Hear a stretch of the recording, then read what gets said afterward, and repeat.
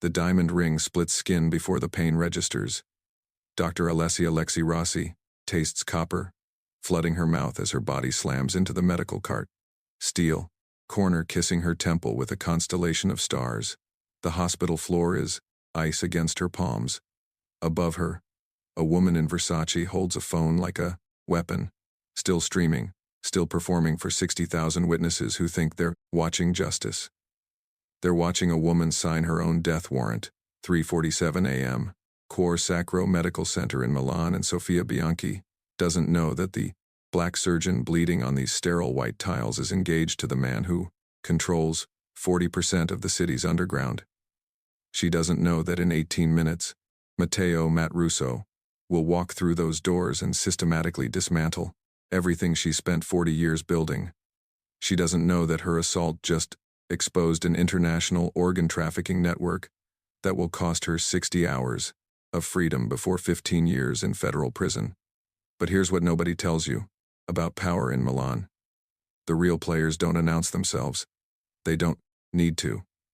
And when someone hurts what belongs to them, they don't just destroy. They transform that destruction into something permanent. This isn't about revenge. It's about revolution. And if you think you know how this ends, you don't. Not yet. Stay with me, because what happens in the next 40 minutes will show you what justice looks like when love has the resources to enforce it and the wisdom to rebuild from ashes. Now, let's get into this. Blood drips onto Lexi's scrubs, each drop a metronome counting seconds she doesn't have.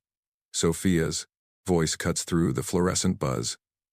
Rapid Italian punctuated by that word, Lexi caught even through her intermediate comprehension. Inappropriato. The live stream comments scroll past like a feeding frenzy.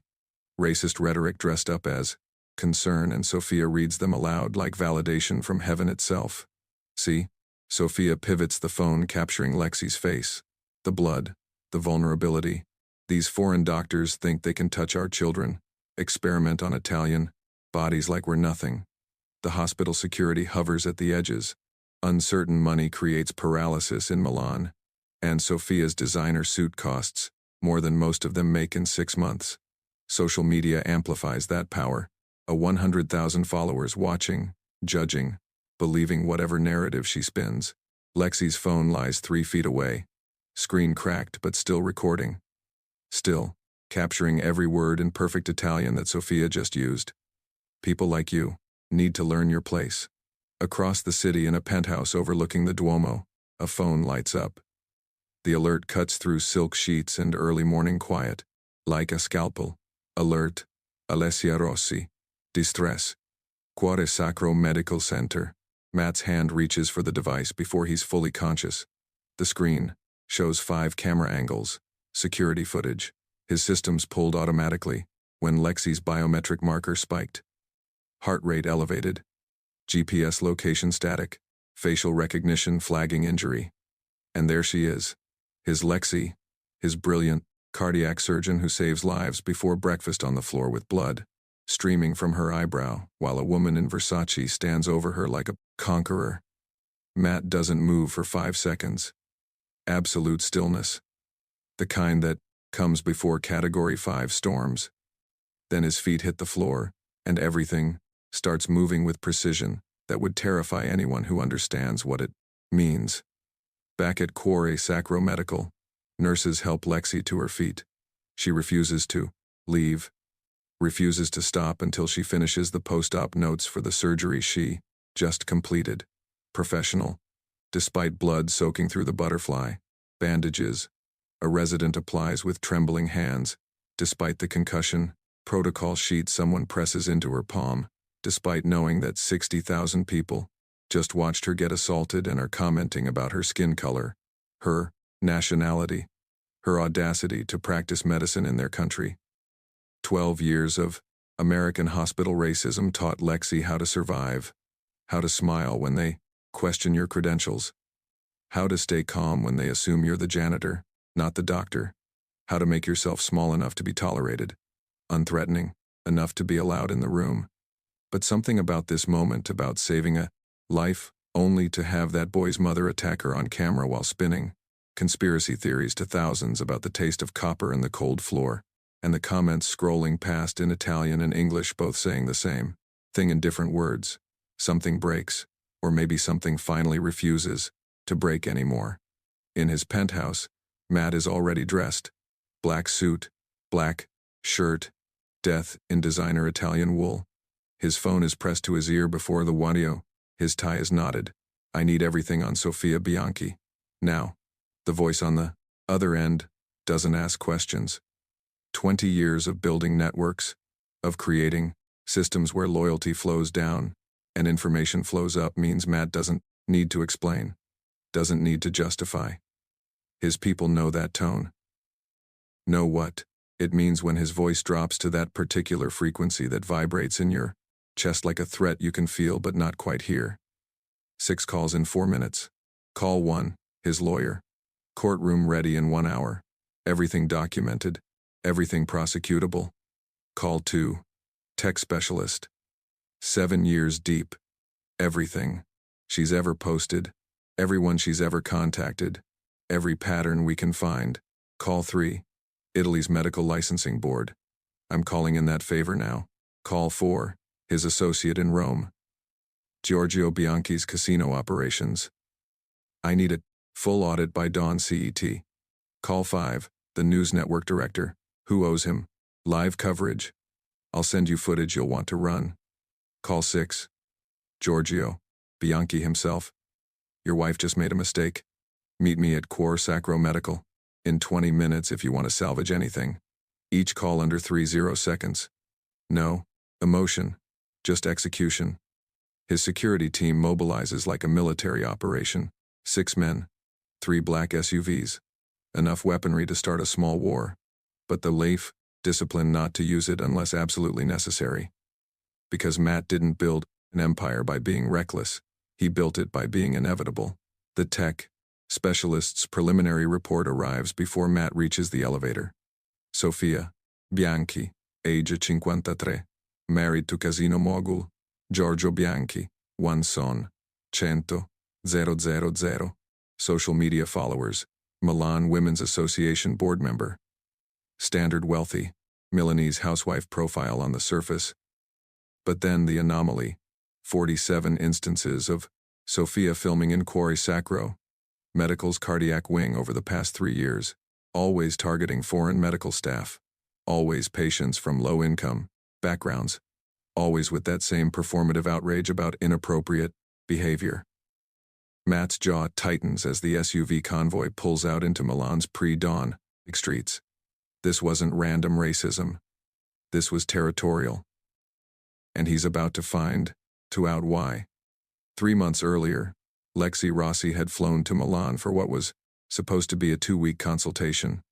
Cuore Sacro Medical needed someone who specialized in a rare congenital heart defect, and her research at Johns Hopkins made her one of 5 surgeons worldwide who could perform the procedure. She'd expected resistance, prepared for the subtle dismissals, the constant competency tests, the assumptions. What she hadn't prepared for was meeting Matt Russo at the hospital charity gala. 50 million euros donated with a handshake and a smile. Then 3 hours of conversation about cardiac anomalies like he actually cared about the science, not just the tax write-off. Most people's eyes glaze over when I talk about left ventricular outflow tract obstruction. Lexi had said, champagne making her honest. Most people don't understand that everything interesting happens in the details. Matt's smile was genuine, reaching eyes that assessed her the way she assessed patient scans, looking for the hidden truth beneath the surface. Their second date, he'd been honest about what he did. Import-export logistics, the kind that don't appear on customs forms. He'd given her the choice to walk away, and she'd seen genuine fear in his eyes that she'd stayed. Partly because of that fear, the vulnerability of a powerful man worried she'd reject him. Partly because she'd watched how he treated the hospital staff with more respect than most of the surgeons showed each other. Mostly because her instincts about people had kept her alive through 12 years in American hospitals. And those instincts said Matt Russo was dangerous to his enemies, but safe for her. 8 weeks later, engaged. Everyone said too fast. For them, it was perfect. Always tell me if someone hurts you, he'd said, slipping the ring on her finger. She laughed at his excessive security detail. The way his people seemed to materialize from shadows whenever she went anywhere. Baby, you don't understand what I am. What that makes you. Now. Pressing gauze to her split eyebrow, in Quarry Sacro Medical's cardiac wing, she understands. 6 hours earlier, at 2:53 a.m., the code blue had shattered the Prussians' quiet of Lexi's post-op review. Room 847, cardiac wing, 2-year-old male, myocardial infarction, and the name on the chart made her pose. Antonio Bianchi, the same defect she'd flown to Italy to study, presenting in a patient who should have had access to the best preventive care money could buy. But the preventive care money could buy chart told a different story.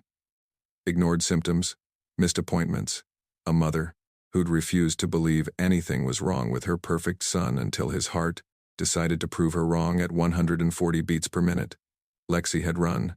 The surgery was textbook if textbooks covered cases this severe. Chest open in 4 minutes, finding the malformed vessels exactly where they shouldn't be, redirecting blood flow with sutures so precise they looked like calligraphy. 22 minutes from incision to closure, and Antonio's heart was beating steady, oxygenated blood, finally reaching tissues that had been slowly dying his entire life. She'd saved his life while his mother slept, unaware her son was coding 2 floors above her hotel room. At 3:41 a.m., Lexi was washing blood from her hands when her phone buzzed. Matt checking in like he did every night she worked late. Just finished. A big one. Kid's going to live. She'd sent the text with pruned fingers, not knowing she had 6 minutes before everything exploded. 3:47 a.m. Sophia had burst through the cardiac wing doors with her phone already recording. Live stream, already active. 60,000 followers already watching as she spun her narrative about the foreign doctor who dared to touch her unconscious son's chest, who'd put her hands on Italian flesh without permission, who needed to be exposed before she could hurt anyone else. The assault happened fast. Sophia grabbing for Lexi's phone when she tried to explain the surgery, tried to show the post-op notes, tried to make anyone listening understand that she'd saved Antonio's life. The slap, the shove, the medical cart's steel corner, copper flooding Lexi's mouth, stars bursting behind her eyes, and Sophia standing over her, triumphant, telling 60,000 people that people like you need to learn your place, in perfect Italian that revealed this was never about protecting her son. This was about power, territory, control, and Sophia Bianchi just made the fatal mistake of thinking she was untouchable. 4:05 a.m. 3 black SUVs pull up to Quarry Sacro Medical's emergency entrance. Hospital security recognizes Matt Russo before he's fully out of the vehicle. In Milan, people who control the present underground don't need to announce themselves. Their presence changes the air. Pressure in a room makes people straighten spines and check exits, and suddenly, remember urgent business elsewhere. The administrator appears, pale and sweating, despite the air conditioning. Mr. Russo, we're handling the situation. Where is she? Matt's voice is quiet. That's what makes it terrifying. Men who need to yell haven't learned that real power speaks softly and carries consequences instead of volume. Room 347. But sir, the other woman is in the lobby with Matt is already moving. His security detail fans out. 6 men who look like businessmen, but move like special forces, covering exits and angles with practiced efficiency. In the lobby, Sophia is still streaming. 75,000 viewers. Now, emboldened by support flooding her comments. Matt enters Lexi's room alone. She's sitting on the exam table. Butterfly bandages closing her eyebrow. Concussion protocol sheet in her lap. Blood dried on her scrubs. She looks up when he enters and something in her face cracks. Not breaking, just finally, allowing herself to stop being strong for one moment. His hands cup her face. with devastating gentleness, examining the damage with fingers that tremble, despite their carefulness. Split eyebrow, swelling cheek, bruise forming along her jaw, each injury catalogued with the precision of a man who's about to make someone pay for every single one. "I'm okay," Lexi says, but her voice shakes. She's out there lying to thousands of people. Her stream will be down in 4 minutes. Her life in 60 hours. "Stay here." He kisses her forehead and she grabs in his hand before he can pull away. "Don't kill anyone." Matt looks at her and she sees both versions of him in that moment. The monster the world knows and the man only she gets to see. "I won't kill her, I promise." A pause. "But I will, and erase her." He walks out and Lexi knows somewhere deep in her bones were instinct lives that Sofia Bianchi's old life just ended. The lobby of Cuore, Sacro Medical at 4 a.m. should be quiet.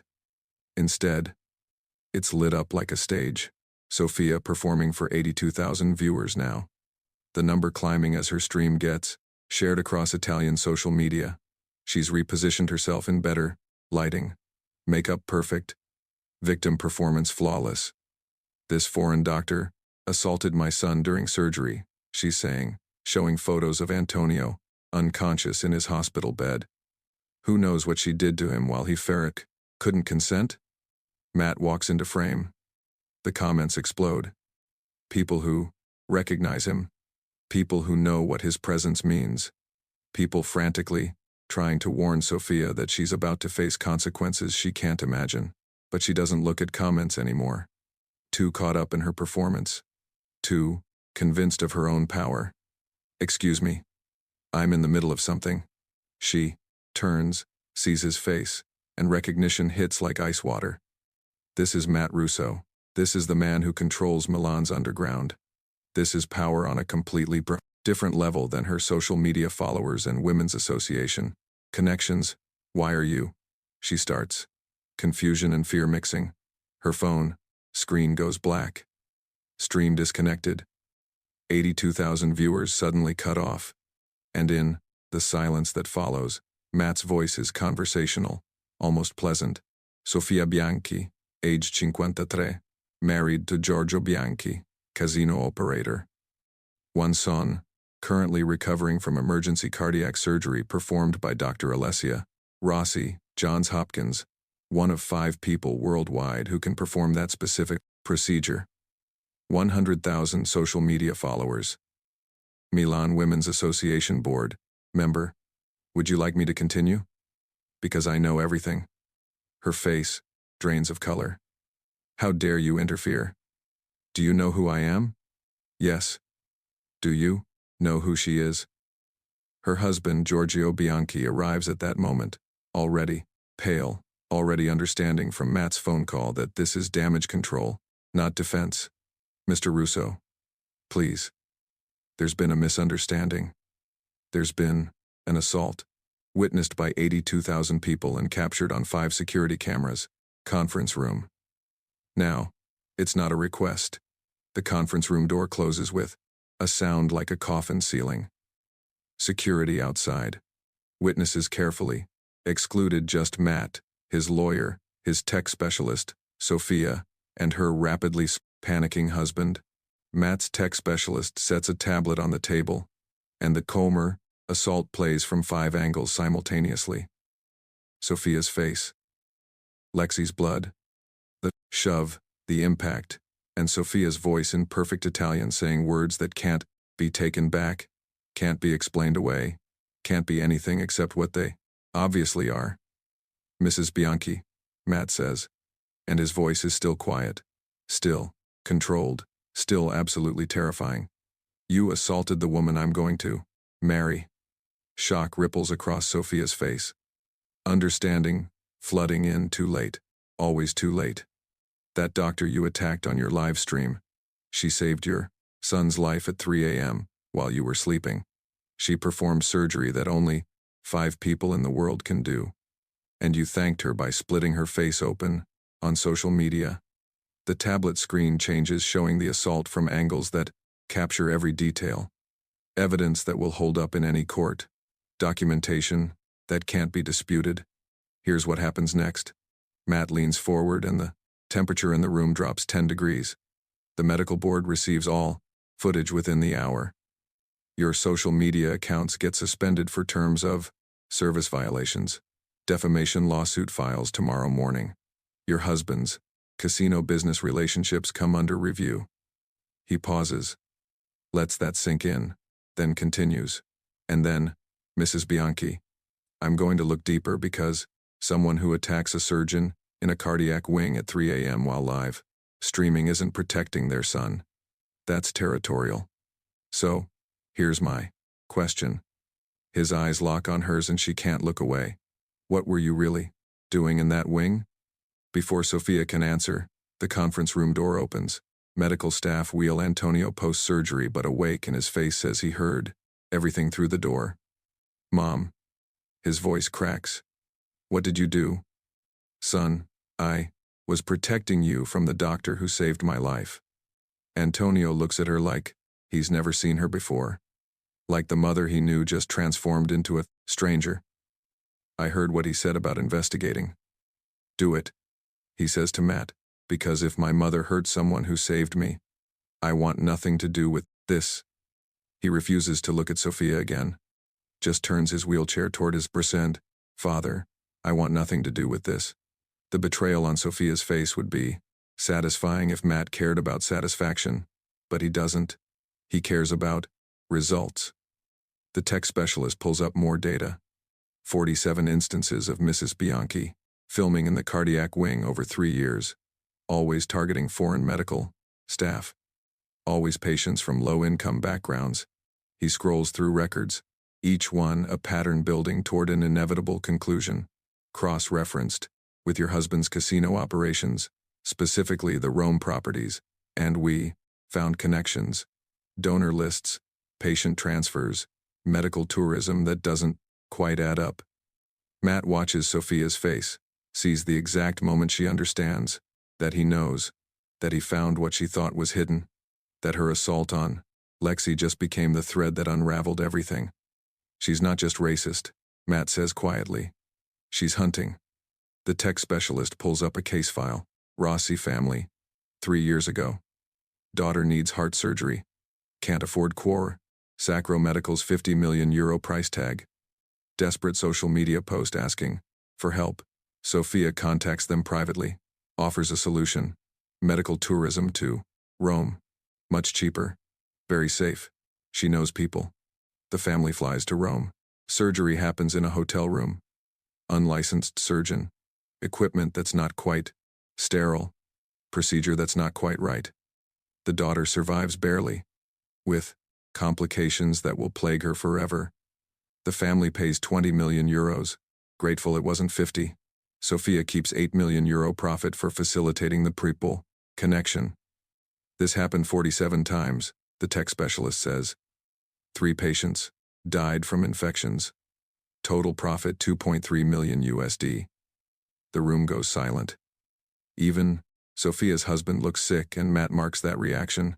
Not everyone in this family is corrupt. That matters for what comes next. Lexi enters the conference room at that moment, escorted by security, and her face when she hears numbers.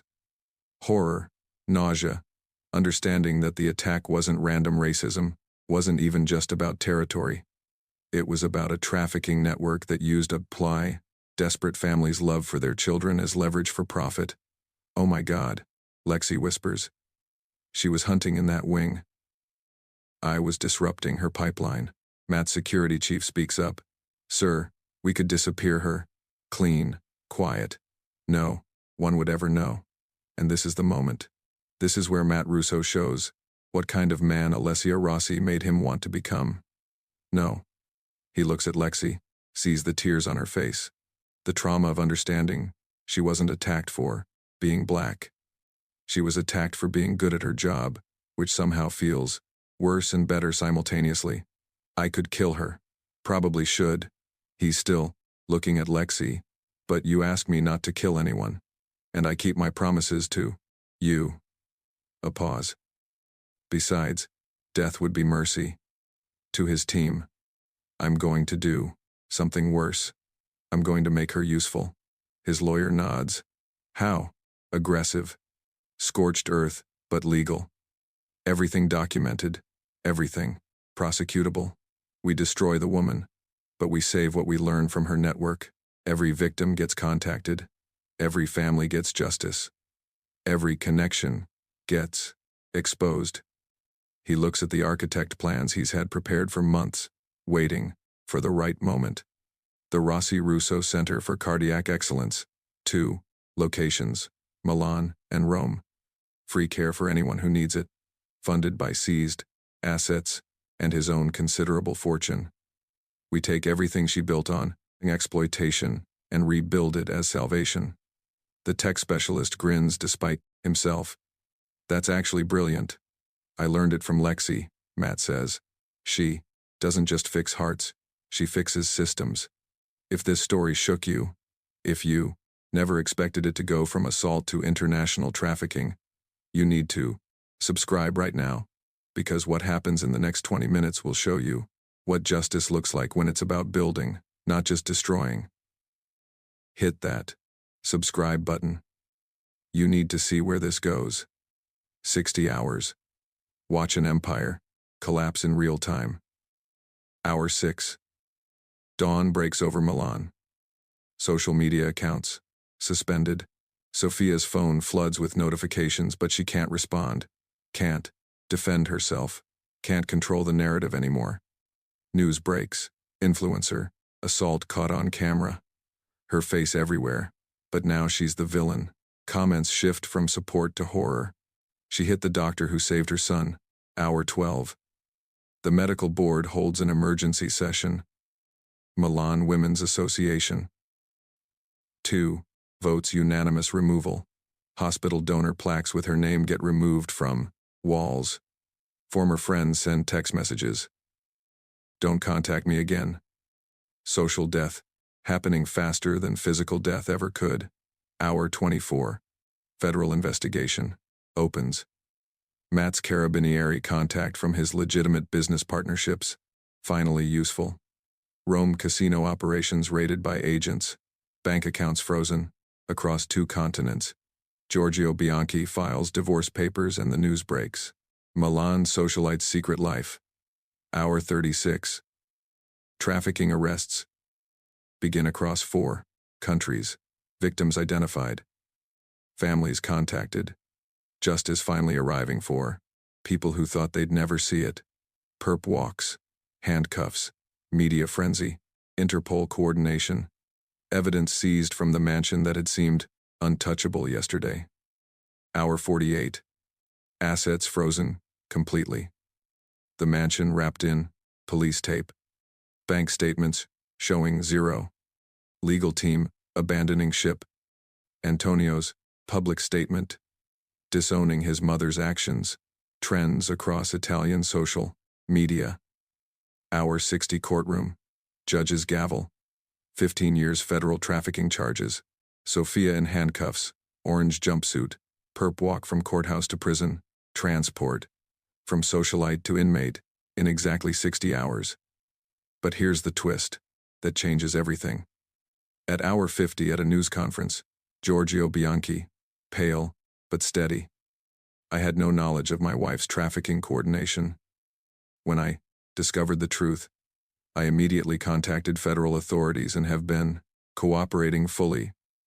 Because not all wealthy people are villains. Some are just married to them. And Matt's intelligence network had known this, had used it, had turned the husband's guilt into cooperation that brought down the whole operation faster than violence ever could. Lexi watches the news coverage from Matt's penthouse, overwhelmed. It happens so fast. Justice doesn't wait, Matt says. But he's watching her face, seeing the conflict there. All I wanted was an apology. Lexi's voice breaks. This feels like too much. And here's where she shows why he loves her.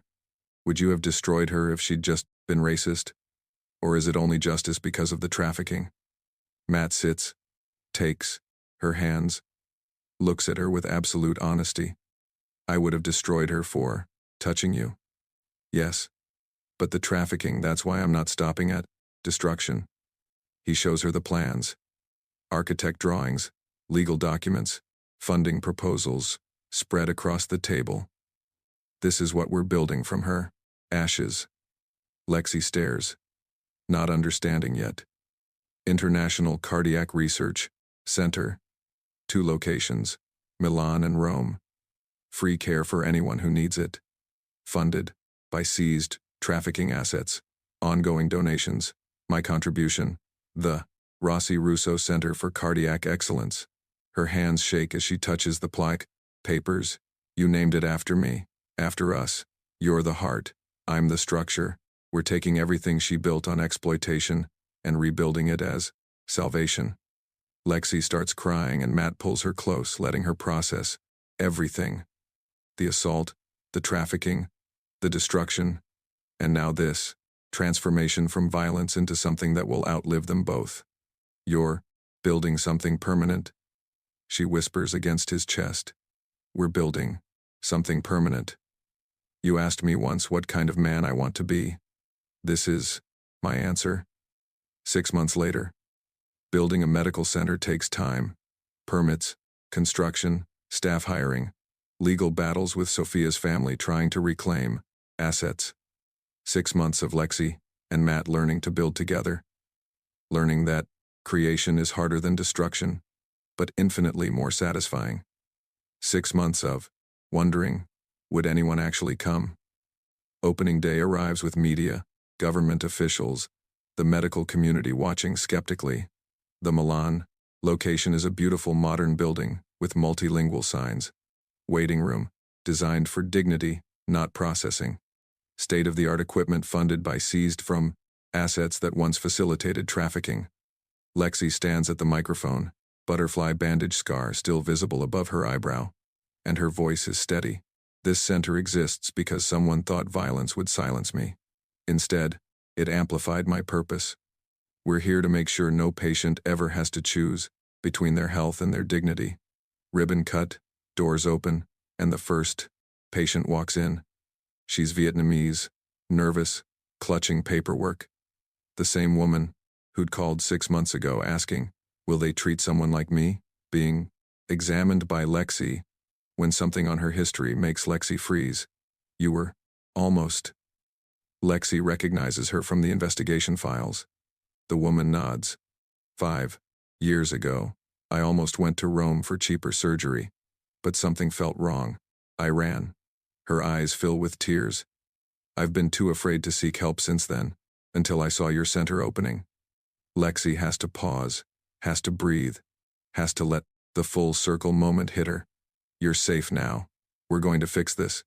The surgery is textbook.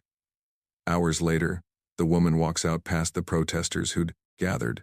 Sophia's supporters chanting Italian jobs for Italian doctors, signs, and media coverage.